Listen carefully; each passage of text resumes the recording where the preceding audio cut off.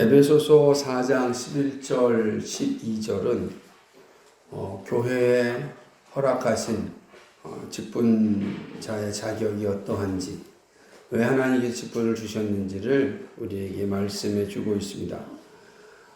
우리가 6월달 추천도서가 직분을 알면 교회가 보인다 라는 책이었습니다. 아마 얇은 책이었으니까 다 읽으셨으리라 생각을 합니다.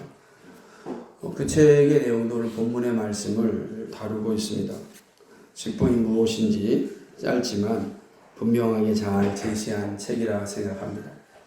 우리는 그동안 여러 가지 직분에 대한 책들을 많이 읽고 또 공부하고 나누기도 하였습니다. 이제 우리는 또다시 우리 교회도 성경과 신앙 고백에 따라서 직분자를 좀 세우고자 합니다. 우리는 이미 2016년에 한번 직분을 세웠습니다. 직분자가 세워진다는 것은 교회를 위한 최고의 선물입니다. 이렇게 기쁘고 즐거운 날이 어디 있겠습니까? 왜 그러냐면 직분이 세워진다라고 하는 것은 교회가 건강하다라고 하는 증표이기 때문에 그런 것입니다. 특별히 우리는 어렵고 힘든 과정들을 겪었습니다. 뜻하지 않는 고난이었지만 온 성도들이 잘 견디고 또 마침내 직분자가 세워지는 기쁨을 누렸은 그것이 2016년도에 있었던 일입니다. 이제 그렇게 3년의 시간을 가지게 되었고 다시 한번 직분자를 세우고자 합니다. 교회의 법을 보게 되면 세례교회는 15인이 있어야 교회를 세울 수가 있습니다. 교회가 설립되려면은 세례교회 15인이 있어야 됩니다. 그 전에는 교회가 아니라 기도 처소입니다. 물론 성경적인 의미에서 교회는 맞지만 법적인 의미에서 교회는 아니고 기도 처소라.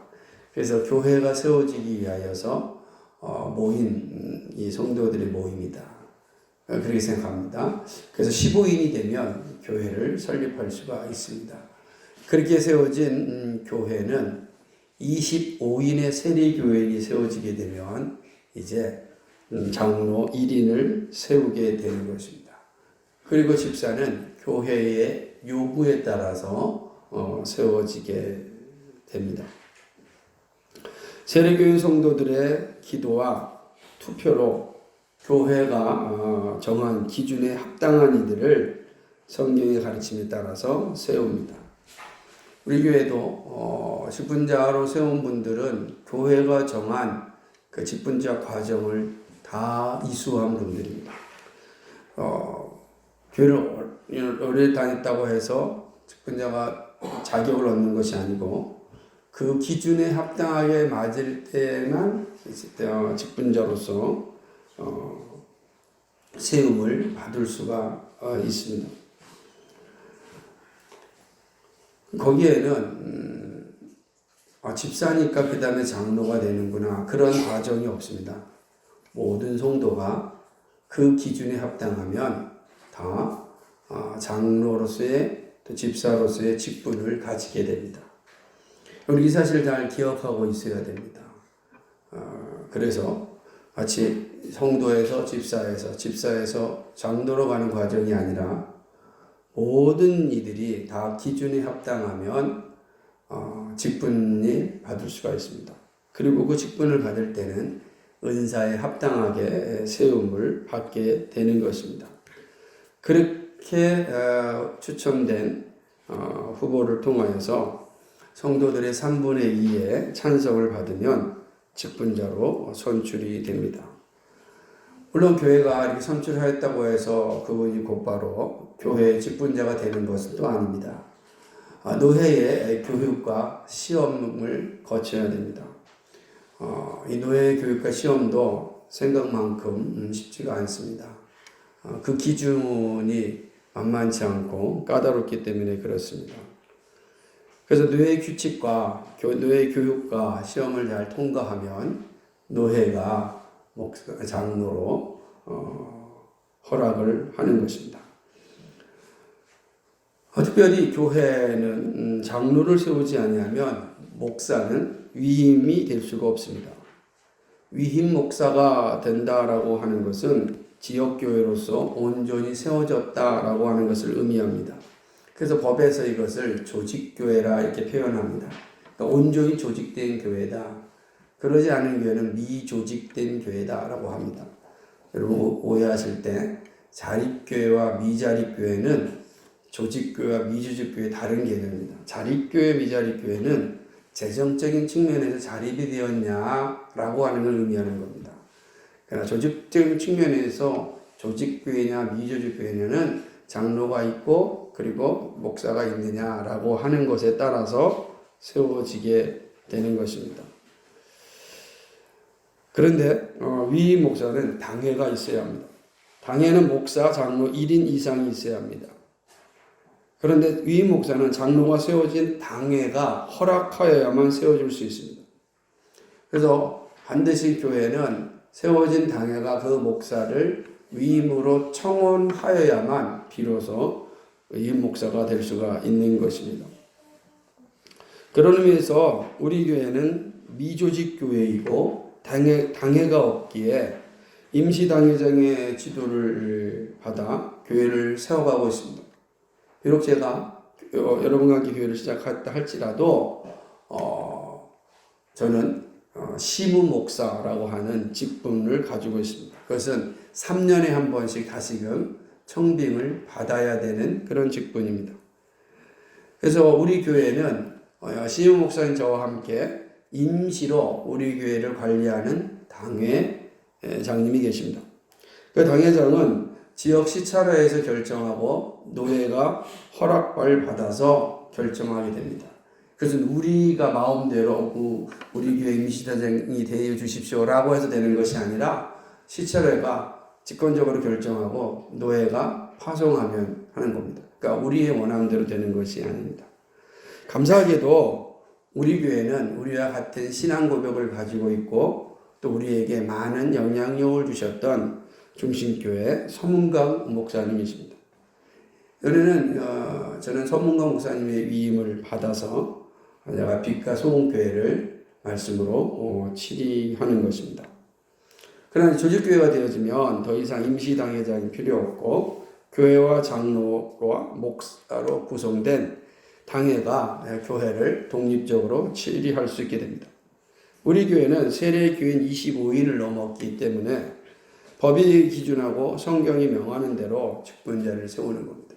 물론 세례교인 25인이 넘었다고 해서 그 세례교인 가운데 아직 교회가 5년이 경과되지 않았다든지 혹은 그 25인의 세례교인들이 35세 이하이라고 한다면 역시 법으로 정하는 측면에 있어서 우리는 투표를 할 수가 없고 조직교회를 세울 수가 없습니다.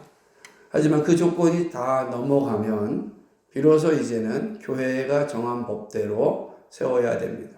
근데 이것은 단지 교회법에 의미하는 것이 아니라 성경이 우리로 하여금 교회를 세울 때는 반드시 장로를 세우고 집사를 세우라고 말씀하고 있기 때문에 그렇습니다. 그래서 성경이 명하는 대로 직분자를 세우는 것입니다. 그리고 조직된 교회로서의 권리를 행사하는 것입니다. 이것은 지역 교회로서의 책임을 더 분명하게 인식하는 일이 됩니다. 그리고 교회는 이제 목사 혼자 그 교회를 이끌어가는 것이 아니라 당회와 재직들과 함께 교회를 이끌어가는 공동체로서의 역할이 분명합니다.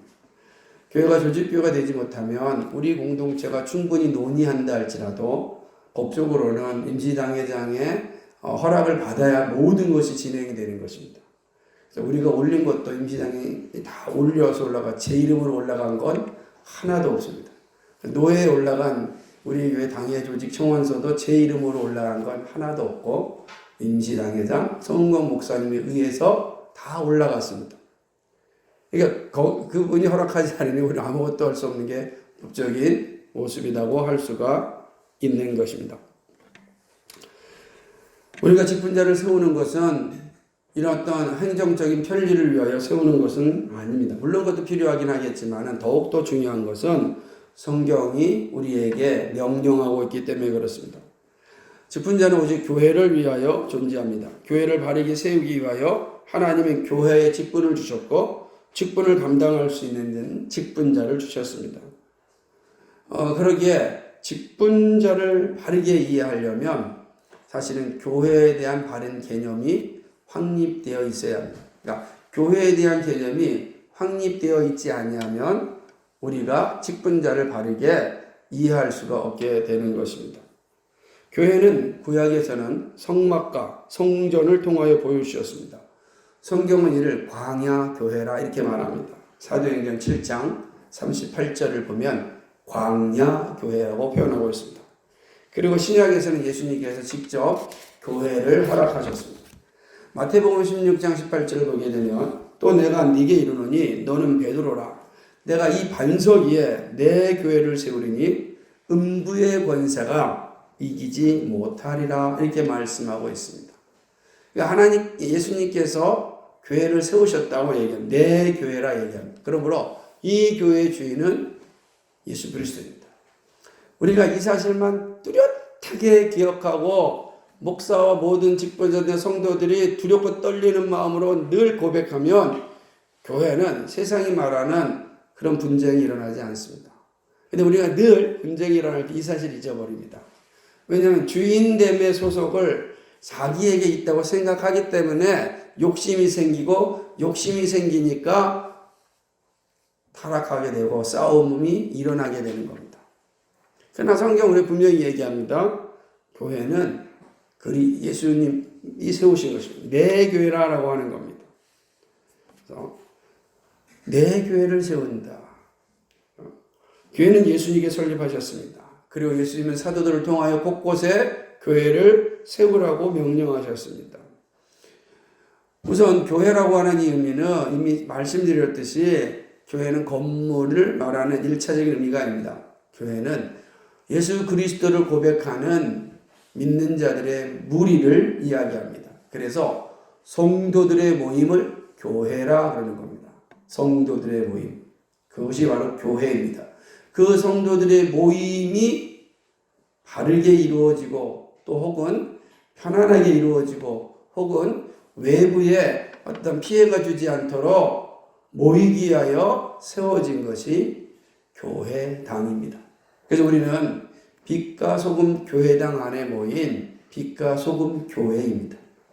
이 사실을 잘 인식하는 게 중요하겠죠. 이 사실을 잘 보여주는 것은 고린도전서 1장 2절입니다. 오늘은 잘 들으셔야 됩니다. 고린도전서 1장 2절 이렇게 말씀하고 있습니다.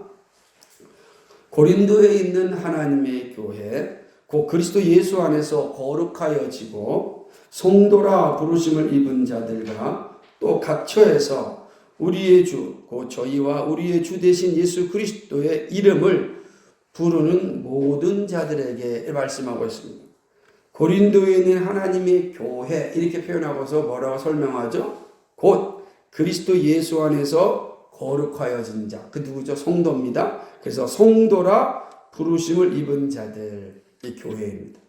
그러니까 성도라 부르심을 입은 자들이 모임이 교회인 것입니다.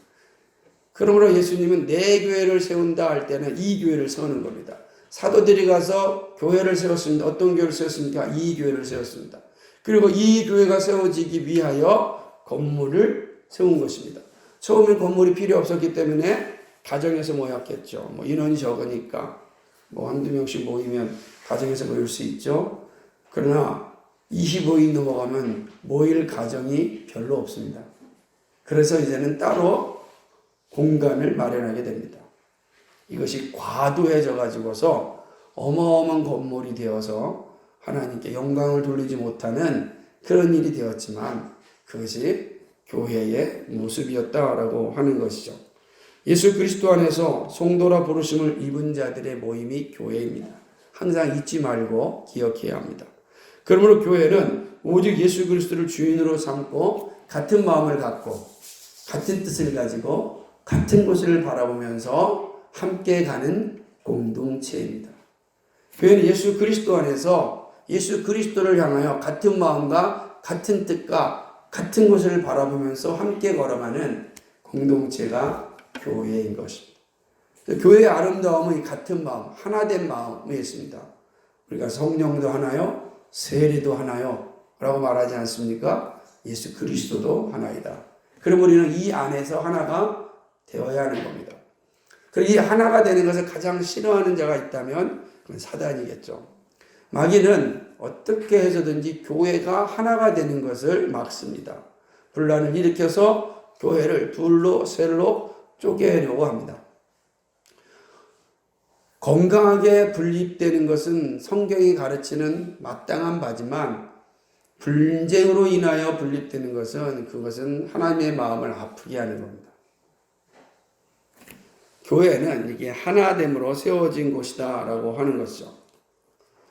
교회는 예수님이 세우셨으며 복음이 증거되는 곳마다 세워지게 하셨습니다. 더구나 예수님은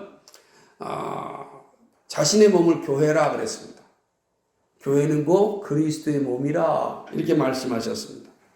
이렇듯 예수님은 누구보다도 교회를 세우는 일에 가장 중심을 두었습니다. 이것이 성경이 보여주고 있는 교회의 모습입니다.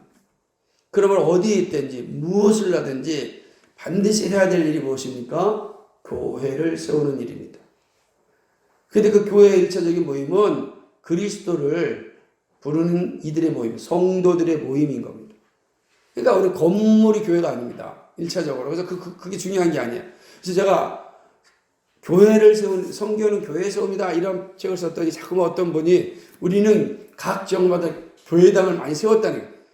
제가 그 말이 아니라 성도들의 모임이 있느냐라고 하는 겁니다. 성도들의 모임.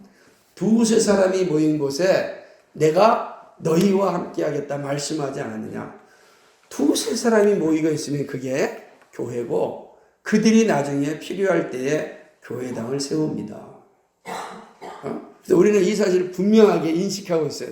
이걸 인식하지 못하면 거꾸로 됩니다. 교회당부터 세우게 되는 문제가 되겠죠. 그래서 교회라고 하는 의미를 인식하고 있는 것이 중요합니다. 예수님의 말씀에 따라 사도들은 충실하게 교회를 세웠습니다. 오순절 성령의 임함으로 시작된 교회는 놀라운 부흥을 경험하게 됩니다.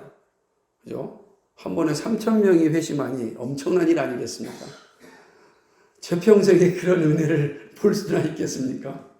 네? 마틴 어디저스 목사님의 책에 보니까 부흥이라는 책에 자기도 평생 이런 부흥을 소망하였지만 결코 보지 못했다고. 그리고 그는 주님 품에 안겼습니다. 하지만 그 교회는 한 3,000명 이상 모이는 교회였단 말이에요. 저와 비교하면 비교할 수 없는 상황이죠. 그런데도 성령이 부어주시는 부흥을 경험하지 못했다. 이런 표현을 합니다. 오순절 날은 성령이 강권적으로 역사하는 부흥의 날이었습니다. 베드로의 설교에 3,000명, 5,000명이 회심하는 그런 일들이 일어난 것입니다. 그러니 어떻게 되겠습니까? 곳곳에 뭐가 세워지겠습니까? 성도들의 모임이 세워지겠죠. 교회가 세워지는 겁니다. 교회가 곳곳에 세워지는 것입니다. 모임은 교회가 되는 겁니다. 나무 아래 모이면 나무 교회가 되는 겁니다. 상점에 모이면 상점 교회가 되는 겁니다. 우리 집에 모이면 가정 교회가 되는 겁니다. 곳곳에 교회가 세워지게 되었습니다. 그러나 그 교회가 바르게 세워지려면 어떻게 되겠습니까? 어디로 가야 하는지 바르게 인식해야 되지 않겠습니까? 같은 생각, 같은 곳을 바라보아야 하기 때문입니다. 그래서 사도들이 이 교회를 관리하는데 온 힘을 다 기울입니다. 그래 얼마나 힘들겠습니까? 사도들은 이 12명인데 3,000명, 5,000명이 갑자기 회심했으니 얼마나 힘들겠습니까? 물론 거기에 120명의 함께하는 지체들이 있었지만 그들의 영향력보다는 사도들의 영향력이 더 컸기 때문에 교회가 우후죽순 성장할 때 이거를 관리하는 일이 힘들어진 겁니다. 지치고 힘든 상황이 오게 됩니다. 거기에 원래 유대인 가운데 예수님을 믿는 사람도 있었고 또 이방인 헬라인 가운데 예수를 믿는 사람도 있었습니다. 둘 다 뭐가 다르죠? 언어도 다르고 문화도 다르고 세계관이 다른 사람들이었습니다. 이들이 예수 그리스도 안에서 하나가 되었습니다. 그니 얼마나 힘들겠습니까? 거기에 다툼이 생겨나게 됩니다. 그죠? 부패한 인간들이 모인 곳에 자연스럽게 나타나는 모습이죠. 우리 교회도 이렇게 건강하게 있지만 여기도 우리나라도 다 있잖아요. 서울 사람, 경기도 사람, 충청도 사람, 전라도 사람, 경상도 사람, 제주도 사람. 우리나라는 우리 교회는 아직 좀 이북 사람은 없어요. 그죠? 이북이 확실한 이북이 고향이십니까? 이북 아니시죠? 예. 서울이시잖아요. 그러니까 이북은 없단 말이에요. 우리가 예수 그리스도 이름만 이야기하니까 우리가 서운한 얼굴이 있죠. 여기다가 만약에 정치적인 문제만 딱 제가 던져보십시오. 난리가 날 겁니다. 그죠? 네? 우리가 다 다른 문화와 세계관 가운데 살았기 때문에 이게 충돌할 수밖에 없는 구조입니다. 초대교회는 이 구제 문제 때문에 문제가 생긴 거예요. 구제 문제 때문에. 그래서 사도들이 결정을 합니다. 이러다가 우리는 기도하는 것도 못하겠고 말씀 전하는 것도 못하겠다. 그러니 이 문제를 해결하기 위하여서 우리가 직분자를 세우자 라고 결정을 합니다. 그래서 세운 직분이 집사입니다. 사도행전 6장 1절과 6절을 보면 그때의 제자가 더 많아졌는데 헬라파 유대인들이 자기의 과부들이 그 매일 구제에 빠짐으로 히브리파 사람들을 원망한데 12사도가 모든 제자를 불러 이르되 우리가 하나님의 말씀을 제쳐놓고 공개를 일삼는 것이 마땅치 아니하니 형제들아 너희 가운데서 되게 중요합니다. 성령과 지혜가 충만하여 칭찬을 듣는 사람 7을 택하라. 우리가 이 일을 저에게 맡기고 우리는 기도하는 것과 말씀 전하는 것을 전무하리라 하니 온 무리가 이 말을 기뻐하여 믿음과 성령이 충만한 사람 스데반과 빌립과 브로노고와 니가노로와 디몬과 바메나와 유대교에 입교한 안디옥 사람 니골라를 택하여 사도들 앞에 세우니 사도들이 기도하고 그들에게 안수하니라.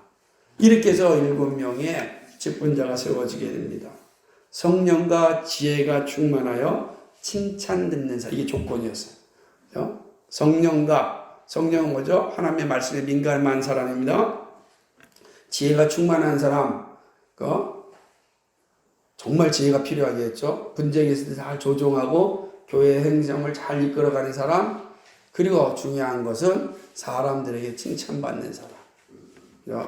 칭찬받는 사람. 그 사람이 바로 직분자가 되었습니다. 이렇게 사도회의 첫 번째 교회의 직분인 집사가 세워집니다. 집사가 세워지자 그것으로 모든 게 끝난 것이 아니었습니다. 그 이후에 점점점 교회가 커져갑니다. 특별히 예루살렘 교회는 바울과 바나바를 통하여 복음을 이스라엘을 떠나 이방으로 전하게 됩니다. 그리고 유럽으로 이 복음을 전하는 일을 하게 합니다. 안디옥 교회에 바울과 바나바를 보냈고 거기에 교회가 세워집니다. 그리고 바울과 바나바는 안디옥 교회가 안정되자 안디옥 교회에서 보냄을 받아서 다시 유럽으로 선교자로 나가게 되어집니다. 이렇게 나간 바울과 바나바는 가는 곳마다 교회를 세웁니다. 그리고 교회를 세우고 거기에 직분자를 세웁니다. 오늘 살펴본 말씀도 바울의 선교 여행을 통하여 세워진 에베소 교회를 향한 말씀입니다. 그것은 바로 직분자를 세우라는 것입니다. 그리고 직분자가 왜 필요한지를 보여줍니다. 이방의 교회였던 에베소 교회를 향하여 주신 말씀은 오늘 우리들에게도 동일하게 주신 말씀입니다. 바울은 감옥에 갇혀 있었지만 교회를 위하여 무엇을 해야 할지를 잘 알고 있었습니다. 바울은 모든 성도들은 하나님의 부르심에 합당하게 살아야 한다고 말씀합니다. 그것은 성령이 하나 되게 하신 것을 힘써 지키는 것이다. 에베소 4장 1절과 6절의 말씀입니다. 성령이 하나 되게 하신 것을 너희는 힘써 지켜야 된다. 이게 성도들이 반드시 해야 될 일입니다. 여러분 우리가 하나 된 걸 힘쓰려면 뭐가 필요해요? 성령이 주신 뜻을 잘 알고 있어야 되는 거죠. 근데 성령의 뜻은 어디에 나타납니까? 말씀을 통해 나타나죠. 왜냐하면 성경은 누구의 영감으로 쓰여졌습니까? 성령의 영감으로 쓰여졌어요. 그래서 성령의 뜻은 어디에 나타났어요? 성경에 기록되어 있어요. 그래서 성경을 잘 아는 것이, 그 성경을 잘 지켜나가는 것이 하나 되게 하는 뜻을 이루어가는 과정입니다. 그러니까 성경을 읽지 않고 성령이 하나 되게 한다, 이건 다 거짓이죠.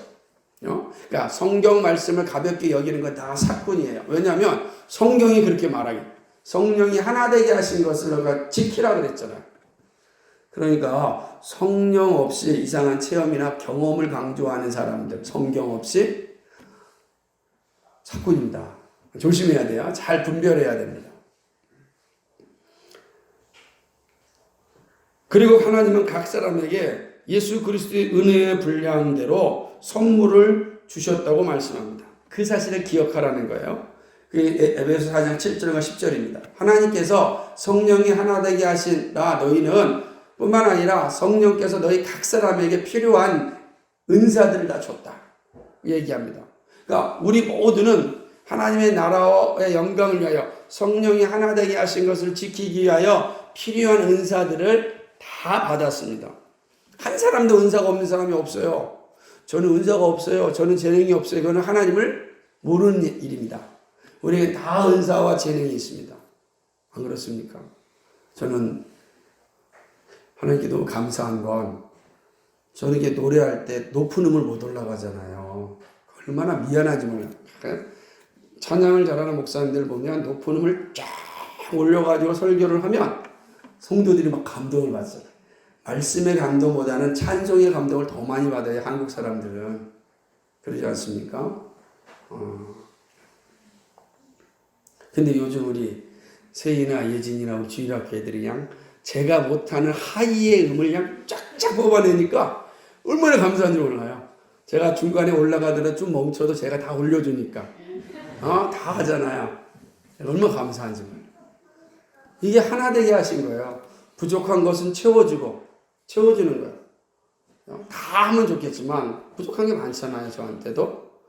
그러니까 부족한 부분을 채워주는 거예요. 뜻하지 않게 누가 채워줍니까? 우리 주일학교들이 채워줄 줄 꿈에라도 생각했겠습니까? 이전에도 없었고, 이전에 우리 주일학교 중고등부들까지 이렇게 노래하는 사람이 없었어요. 이후에도 없을 것 같다는 생각이 들 정도로 너무 감사한 거예요. 위로가 되고 힘이 되는 것이죠. 그렇게 하나님께서 각자의 은사를 주셨습니다. 은사에 합당하게 교회를 세우는 일에 쓰임 받는 거죠. 귀하게 예배의 주인이 되어서 하나님께 수종자가 되어서 하나님께 예배하는 데 함께하게 되는 것입니다. 여기에 예수님은 만물을 충만하게 하시기 위하여 이 땅에 오셨고 십자가를 지시고 죽으셨습니다. 그리고 죽음을 이기시고 하늘로 올라가셨습니다. 만물을 충만케 하시는 것이 바로 예수님의 사명이셨습니다. 이 말은 예수님은 이 땅에 오셔서 자신이 하셔야 할 일을 다 완성하시고 승천하셨다라는 의미입니다. 예수님 이 땅에 오시는 이유에 만물을 충만케 하시는 겁니다. 예수님께서 가지신 모든 사명을 다 완성하시는 일입니다. 그런 예수님께서 이제 승천하시면서 사도들을 통하여 교회에 매우 중요한 선물을 주셨습니다. 그 선물이 무엇인가? 바로 직분입니다. 11절 말씀 보니까 이게 합니다. 그가 혹은 사도로, 혹은 선지자로, 혹은 복음 전하는 자로, 혹은 목사와 교사로 주셨으니 라고 말씀하고 있습니다. 여기서 보게 되면 이 직분인데, 여기서 보게 되면 사도, 선지자, 복음 전하는 자는 지금 존재하지 않습니다. 우리는 특정직이라 혹은 비상직원이다 이렇게 이야기도 합니다. 무슨 말이냐면 교회가 시작되고 성장되고 조직화되기 전에 존재하였던 직분입니다. 그러니까 한시적인 직분이다라고 하는 거죠. 그리고 교회가 세워진 후에 주어진 직분이 있습니다. 목사와 교사와 그리고 본문에 나타나 있지 않지만은 바로 집사입니다. 여기서 목사와 교사라고 하는 것은 목사 그리고 교사 이렇게 생각하는 겁니다. 그래서 칼빈은 이 교사를 신학교의 교수들이라 교회의 선생님이라 이렇게 이야기합니다. 저는 일부분 이거를 동의합니다. 교회의 선생으로서 교사가 있습니다. 그러나 동시에 목사는 곧 교사다라고 하는 의미도 함께하고 있습니다. 그리고 장로와 집사를 허락하여 주셨습니다. 이렇게 예수님은 교회에 귀한 직분을 주셨습니다. 이 직분들은 교회가 존속되는 한 존재합니다. 그래서 우리는 이것을 항종직이라 그래요. 항상 존재하는 직분이다. 이렇게 이해하면 됩니다. 이것은 내가 한번 장로 됐으니까 영원히 장로가 되는 거야. 그런 게 아닙니다. 직분 자체가 주님 오실 때까지 존재한다라고 하는 의미인 것입니다. 이걸 또 오해해서 나는 항종직이네 이렇게 말하는 참 이렇게 좀 무지하신 분들을 종종 봅니다. 그런 의미가 아니라 본인이 항종직이 아니고 직분이 항종직이다라고 하는 것입니다. 그렇다면 예수님께서 이러한 선물을 교회에 주신 이유가 무엇입니까? 그 12절 말씀입니다. 다시 한번 읽어볼까요? 12절 말씀 시작. 이는 성도를 온전케 하며 봉사의 일을 하게 하며 그리스도의 몸을 세우려 하심이라. 아멘. 직분을 주신 목적 세 가지가 있는데 첫 번째는 성도를 온전케 하는 일입니다. 직분을 받은 자들이 하는 일이 뭐냐? 성도를 온전케 하는 겁니다. 여기서 온전케 하다라는 말은 필요한 지식 등을 가르쳐 무슨 일을 할 수 있도록 준비를 갖춰주는 것을 의미합니다. 잘 가르쳐서 무엇이든지 할 수 있도록 할 수 있는 그러한 모습을 이야기한다라고 하는 거예요. 직분자들이 하는 일, 이렇게 성도들이 자신이 맡은 일을 잘 할 수 있도록 준비를 갖추게 하는 것입니다. 목사가 가지고 있는 중요한 직분 가운데 하나겠죠? 잘 가르쳐서 성도들로 하여금 무엇을 해야 할지를 바르게 가르치는 일이 바로 목사와 교화사가 하는 일이다라고 하는 겁니다. 이 일에 열심을 내야 됩니다.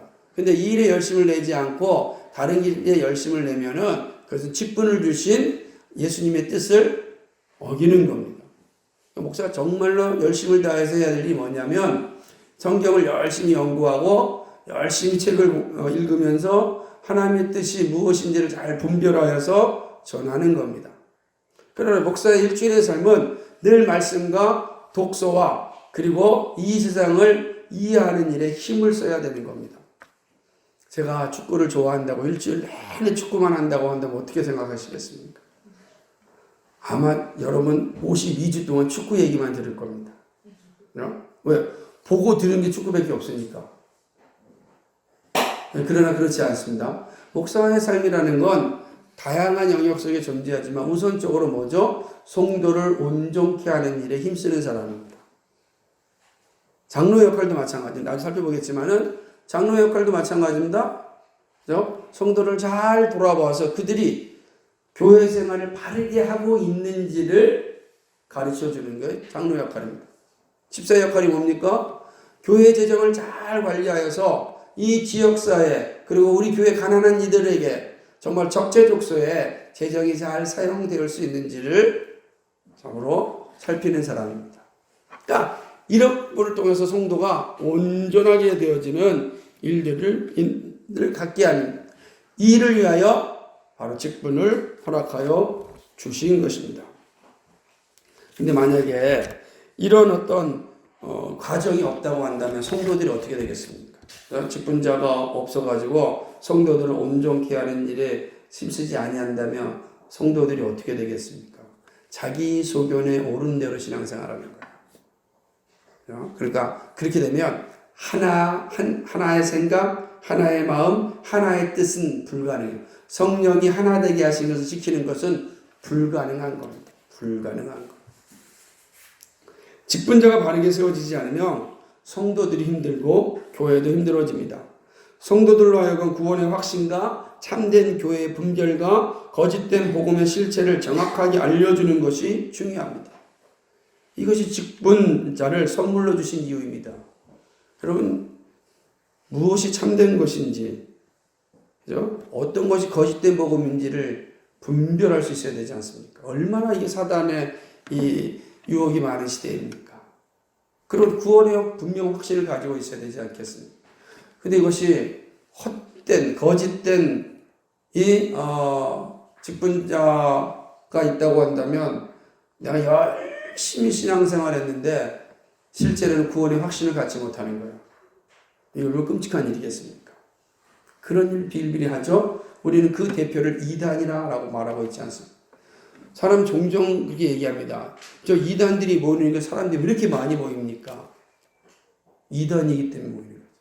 미혹의 영이기 때문에 그렇습니다. 미혹의 영에 갇혀 있기 때문에 그런 겁니다. 그래서 우리는 직분자를 통하여서 구원의 확신과 참된 교회의 분별과 거짓된 복음을 잘 분별할 수 있도록 배우는 겁니다. 그래서 온 성도가 성령이 하나 되게 하신 것을 지켜나가는 것이죠. 이 교회 직분을 첫 번째 이유입니다. 직분을 주신 두 번째 이유가 있습니다. 봉사의 일을 하게 하기 위함입니다. 여기서 봉사는 디아코니아입니다. 디아코니아, 즉 섬기는 일입니다. 디아코니아는 말씀과 교육과 교제가 균형 잡힌 성도에게 나타나는 자연스러운 열매입니다.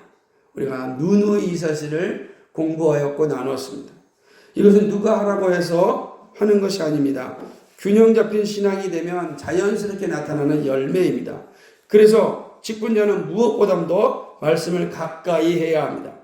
그리고 교회의 양육과 그리고 성도와의 교제에 적극적이어야 됩니다. 이렇게 감당할 때 성도들은 그 모습을 통하여 자발적으로 봉사의 일을 감당하는 것입니다. 이 직분자가 하는 겁니다. 그 직분자는 자발적으로 자신에게 맡겨진 일에 충성스럽게 감당하는 겁니다. 말씀을 공부하는 일에, 연구하는 일에, 교회가 가르치는 일에 열심을 다해 참여하고 성도들과 교제하는 일에 열심을 다해야 돼요, 직분자가. 그래서 성도들로 하여금 교회를 세우는 것은 이런 거구나 라는 것을 알려주는 겁니다. 그래서 봉사의 일을 하게 하기 위하여서 직분자를 세운 거예요. 교회의 교회를 잘 섬기도록 하기 위하여서 직분자를 세운 거예요. 그러니까 직분자가 세워져 가지고서 그냥 이 직분 받았으니까 사무실이나 없고, 그리고 마치 예배 때나 나와 가지고서 자신의 어떤 위치에 따라서 교만해지고 권력을 휘두른다면 그것은 예수님이 주신 직분 자체를 모르는 겁니다. 그래서 정말 직분자가 바르게 세워지고 바르게 알고 바르게 세워지지 않으면 교회가 끔찍해지는 겁니다. 끔찍해지는 거죠. 목사도 마찬가지죠. 목사가 하나님의 말씀을 전할 때 하나님의 사자로서 존재하는 겁니다. 강대상에 내려가서는 사자가 아니에요.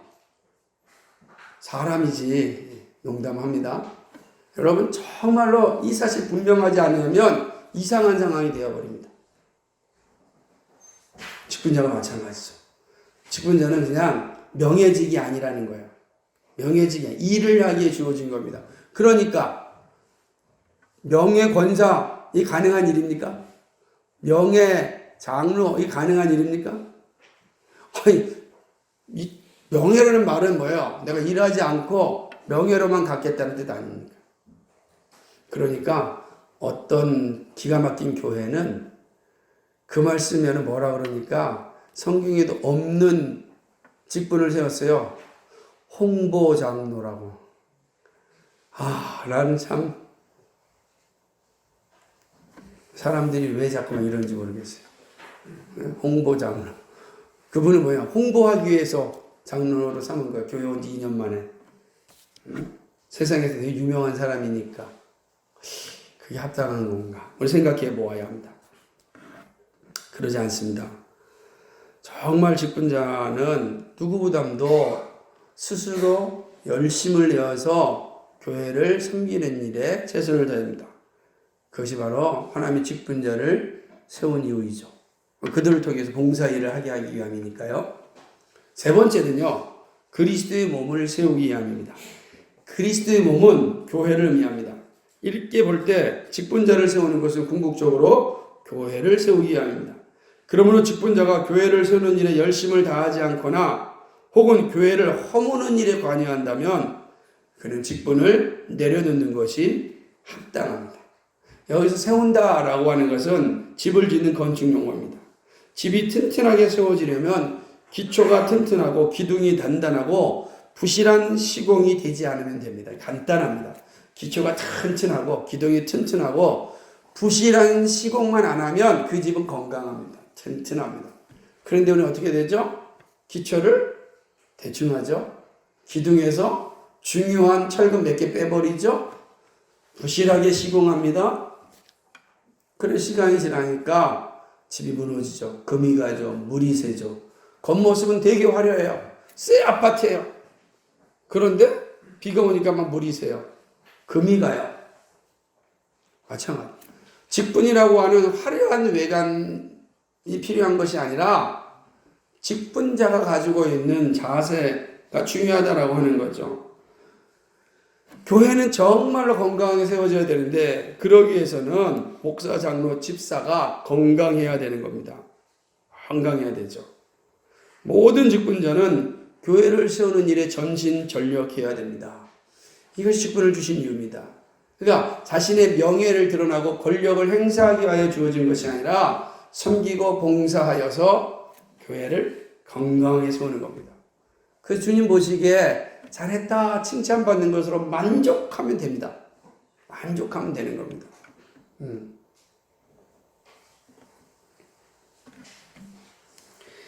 우리는 이제 직분자를 뽑습니다. 그리고 세울 겁니다. 이 모든 일이 인간의 욕심으로 되어서는 안 됩니다. 직분은 하나님이 하나님의 교회를 세우고 해주시는 것임을 잊지 말아야 합니다.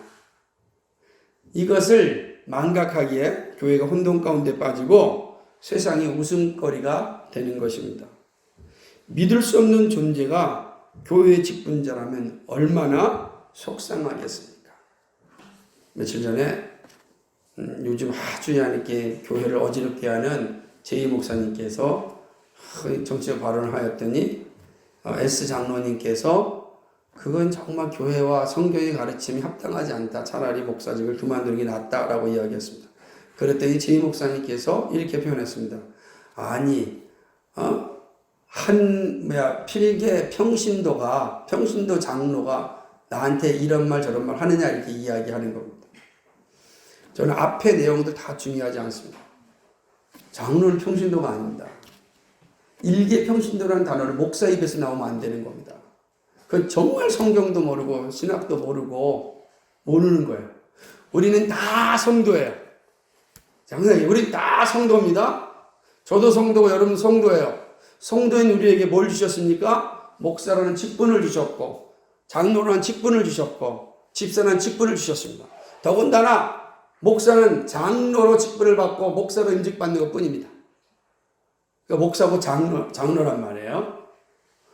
그렇기 때문에 정말 바르게 이해하고 있지 않으면 우리 스스로 로마 캐톨릭처럼 저 사제와 평신도를 구분하는 계급이 돼요. 거의 철저한 계급이에요. 감히 평신도가 사제를 넘볼 수가 없습니다. 로마 캐톨릭에서는 평신도가 사제를 향하여서 명령할 수도 없습니다. 왜냐하면 사제가 평신도들의 죄를 사하여 주는 권한이 있기 때문에 할 수가 없는 거야. 말도 안 되는 일이죠. 근데 그 말도 안 되는 일들이 바르게 이해하지 못하면 교회 안에도 생겨나는 겁니다.